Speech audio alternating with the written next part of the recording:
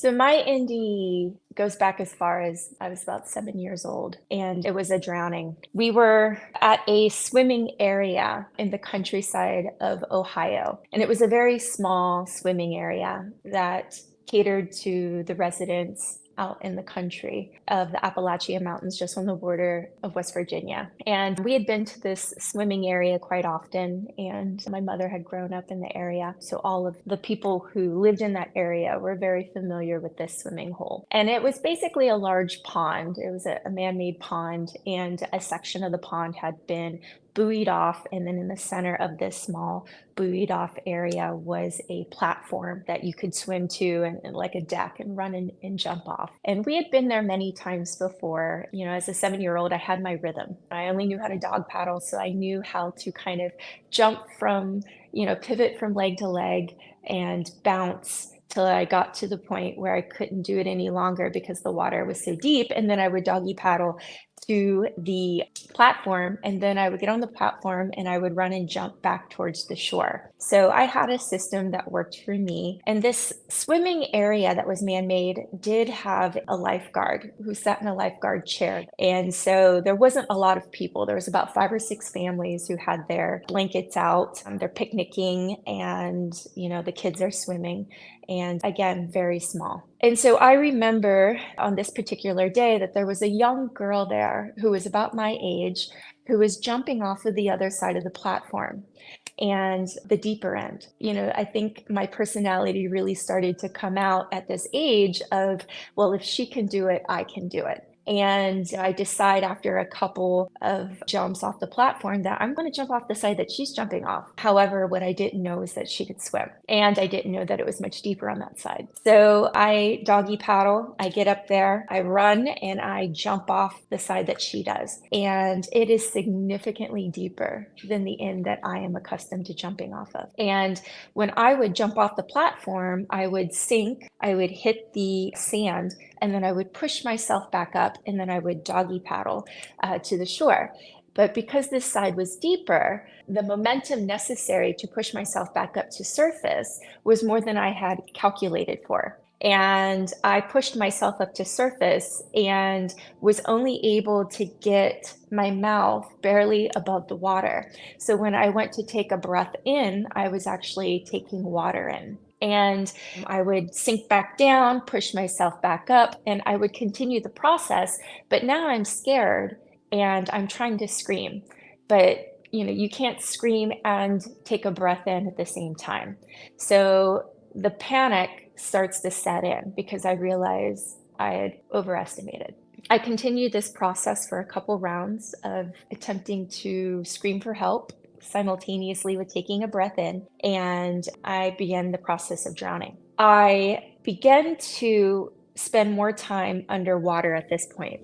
And, I'm taking in a lot of water into my lungs. And at this point in the process, I start to recognize that I'm drowning. And I began to raise my arm out of the water and sway my arm back and forth, hoping that I could get the attention of someone, that they would recognize that I'm drowning. And, the water is probably about 2.5 feet over my head. So the part of my arm that's reaching out of the water is about my wrist and a little bit below my wrist. And I'm swaying the arm back and forth. And I tried this method a couple times while simultaneously still trying to push myself up to get breath. And I recognize that it's more important for me to try to gather breath than it is to scream. And it gets to the point where my body starts to become very warm. And I recognize, even at a young age, that I was losing oxygen, that the oxygen was leaving my body, and that my body was starting to recognize the process of dying. And I get to the point where I stop panicking and I just begin to surrender and ease into the process of letting go. And I'm under the water, and I can see all of the feet and the hands of the kids doggy paddling around me. And I can see the fragments of sand being kicked up from the ground and is caught in this beautiful wave-like motion under the water. And the water is brown, like this really golden hue brown. And I really just surrender and start to take in the beauty of the dying process and the beauty of what's around me. And it's in this moment that time felt as though it had stopped. And I'm really focused on the sand, the fragments of sand that's kind of floating in the water, and the sun is hitting through and breaking the crust of the water and is hitting these fragments of sand. And they just look like beautiful little diamonds. And I remember just thinking how beautiful the world is, how beautiful this is. Even in this process of dying, the beauty that surrounds us is immense. And I remember thinking to myself, I'm in my own dimension down here, that they can't see me, and that I can observe and see them, but they can't see me. And that there was a beauty to that as well. And as I'm letting go and surrendering to the process, there's no fear in me whatsoever. And I'm recognizing that there's a part of me that's starting to leave my body, because I can see, even though I'm completely emerged, I can see my mother. I'm standing up, scanning the surface and looking for me. And I can tell that she's been doing this for a couple seconds now, and that there's a panic that's starting to set in. And I can feel her panic. And despite being underwater, I'm visually looking at her above water. And it's in this moment that telepathically I'm communicating with another realm or someone from another realm. And they ask me, what do I want to do? And I'm watching my mother panic. And I'm watching her really start to freak out because she can't see me. And I said to my telepathic communicator, I said, she wouldn't understand. Her life has been so hard, and she's not emotionally stable. She's, I perceived her as being emotionally weak. And I said, she wouldn't understand. I think it would kill her. And I was like, I have to stay. And when I made that decision that I was going to stay, but there was a part of me that wanted to go. I wanted to move to the other side. And I recognized that the other side was home. But the decision to stay was for her, because I felt like I had to support her. And so when I made this decision, I could see a woman coming at me. And, still to this day, I can see every aspect of her. She was wearing a white bathing suit, kind of one of those vintage bathing suits, maybe from the 30s or 40s, but it looks like a skirt. And she's wearing this older bathing suit, and she has long white hair that's in a braid. And the braid goes all the way down into the water, and I can see the end of her braid, the ends of the hair, swaying back and forth and kind of moving in this beautiful dance-like motion as she makes her way towards me. And then all of a sudden, I'm being pulled out of the water, and I can feel the temperature change on my skin. Simultaneously, I can still see my mother scanning, so I can see from a perspective above the water, even though I know that I'm below the water. And I can see my mother running. She can see my body being lifted out of the water in this woman's arms. And she's running so fast that it's as if she's running on the water.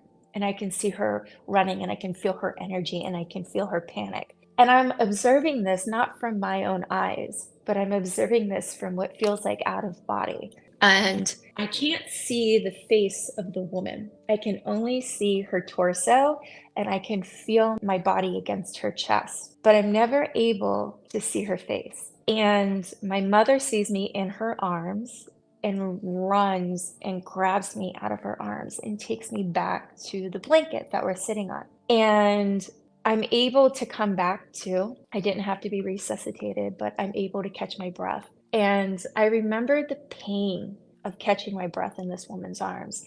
It was so incredibly dense and so incredibly painful to grab this breath of air in my lungs. And, I remember being fully back in my body now, and I'm not observing the scenario from any other angle. And my mother starts asking me, what happened? And I'm telling her, I wanted to run off the other side of the deck like this other young girl did. And I'm at the place where my mom feels it's safe that we can leave now, that we're obviously not going to stay and spend any more time there. And my mother walks up to the lifeguard and is like, where were you on this? Like, lifeguard's counting, my mom told me that he was counting his tips. His money during this whole process, and he saw nothing. And so my mom comes back to the blanket and says, we need to find this woman and we need to thank her. Do you remember what she looked like? Can you point her out? And so I began scanning all the different blankets in the different families, and I don't see her, nor did any woman or family member approach us and ask, is your daughter okay? Which I think is a little unusual, because if I pulled a child out of the water who was drowning, I would most likely circle back and say, is she okay? And meet the mother. And this didn't happen. And my mother walked up to every family and said, hey, I'm looking for the woman who saved my daughter's life. Was wondering if you saw anything or if you know who this woman is, and described the woman. And no family had seen any of this. No family that she approached recognized the description of the woman, or had even heard a woman talk about pulling a small child who was drowning out of the water. So we found that very unusual. We found that very weird. So we found this incredibly strange. And, there's always been a part of me who has felt that when I made that decision to stay, that essentially a guide or a guardian of some sort intervened and participated in allowing me to meet the decision that I made. So in this near-death experience, I was so young that what I had learned from that moment, which was being in a state of oneness, being so connected and so full of love in that place, recognizing that I was these fragments of sand, that I was the sun that was hitting the fragments of sand, that I was the warmth of the water, I was the golden hue of the water.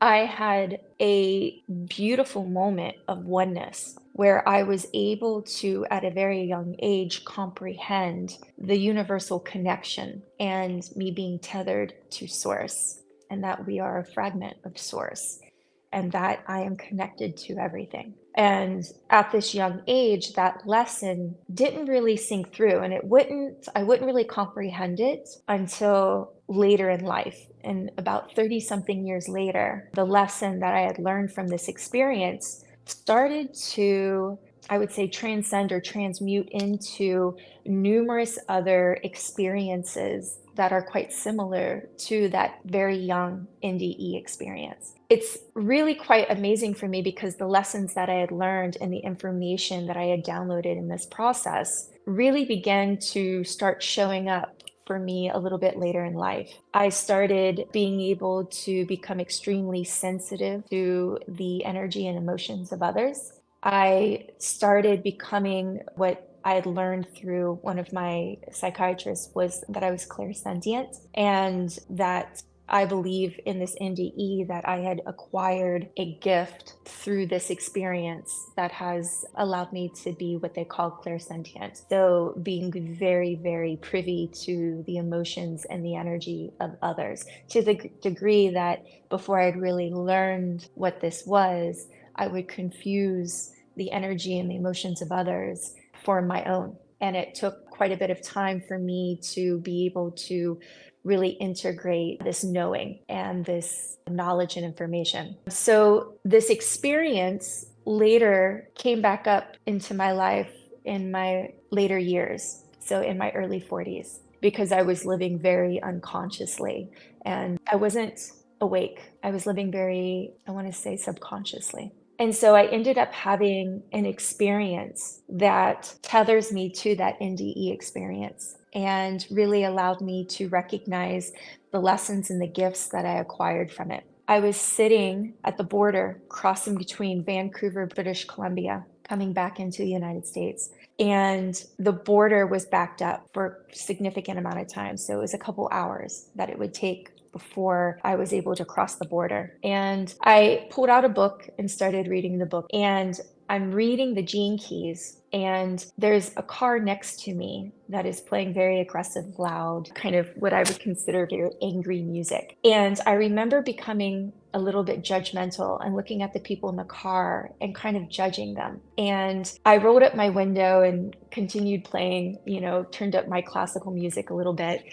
And I had this epiphany of this, a little bit of a knowing, a voice that was saying to me, Lelanea, you shouldn't be so judgmental. These people are you. And I'm looking at them in their car and studying them. And they're all very mellow. and they're quiet. They're not really engaging with one another. I can tell that they're kind of daydreaming. And the music is so aggressive and so loud. And I remember thinking, what a paradox this looks like, that they're not really showing energy that is similar to their environment. And as I'm studying them, I start to realize, like, I shouldn't be judgmental. Those are my brothers and sisters. And this huge wave of epiphany and emotion, which was similar to the emotions that I was feeling at the age of 6 or 7 when I had my NDE experience, filled me. And I felt myself pulled back to that experience. And I'm studying these people a bit longer. And at this border crossing, it's a huge park with many monuments and a lot of people who are picnicking.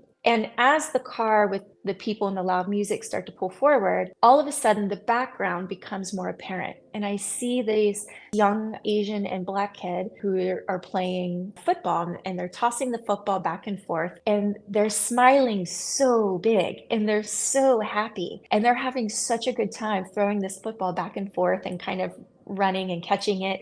And I'm studying them. My eyesight now moves to them, and I'm now studying them. And I can see the smiles on their faces, and I can feel their emotions. And, they're like, oh, God, I want to say like a couple yards from me. And, I can't hear anything, but I can feel them. And I recognize in that moment that I have been them before. I have experienced everything that they're experiencing in that moment before. And I almost feel that I know them. And I am smiling so big. I'm so filled with love at this point, but it's love and curiosity and compassion. And I'm scanning the whole family that's with them, and they're barbecuing. And I'm looking at the smiles on their faces and their experiences. And I'm literally feeling their emotions, and almost as if I know them intimately. And I'm at this point where I'm like, what the hell is happening? This is so wild. And now at this point, time begins to slow, and it begins to almost stop in the same way that it did for me in that near-death experience when I was drowning. And as it's starting to slow down or almost come to a stop, I'm starting to see the plants and the trees. I'm beginning to see the wheatgrass, and it's blowing, and it's catching the light of the sun, similar to the fragments of sand that were in the water. And it's catching this light, and everything's moving in slow motion as if time doesn't exist in this moment. And I continue to scan, and I see another family. It looks Middle Eastern, and it's a larger family. And I can just see the pride and the love, how proud they are of their children. And I am just enamored, and I'm feeling their emotions, and I'm recognizing that I am them and they are me, that we are all fragments of source, and that we are all fragments that have chosen to have different experiences. But we are the same. We are the same. And if I remain sensitive and if I remain open, I can actually have their experience. I can feel what they're experiencing and all the emotions of their experience, because we're the same. We are one. We are fragments of source. I am filled with love to the degree that I've never felt before, except for when I was drowning. I feel like I have no concept of time, again, similar to the experience of drowning. And everything is illuminated and beautiful. And I can feel the connection to the trees, to the plants. I can feel the connection to the wheatgrass that's blowing. And I recognize that I am in it, and everything that it is made up is in me. I just remember having this feeling of like how lucky we are to be here, how beautiful, and what an illusion it is that of the ego, that we believe that we are separate, that there's absolutely no way that we're separate. And even if I feel it, there is no concept of being alone. There is no concept of feeling lonely because of how connected, just remembering that we're connected. And so at this point, I start to see energy, a light of energy that's moving between each human being into the different bushes, the trees, the plants, connecting everything, and then coming back to me. And I'm seeing everyone operating in this almost this like beautiful labyrinth of a light beam that's zigzagging and intersecting everyone that's there and everything that's there. And it is one of the most beautiful knowings that I've ever experienced. And it was just profound. I can't even articulate it. There's not even words to articulate the emotions and the love that I was feeling at this time. So as I have this epiphany or a download of information of recognizing oneness, I begin to weave in the lessons that I learned during that time when I drowned. And all of it came together and it all made sense. And it was all intentional in a way. It was all a part of a plan. My vibration started to change and I started to come back to myself. The wind started picking up and the speed of the grass that was blowing, started to move in what felt like real time, right?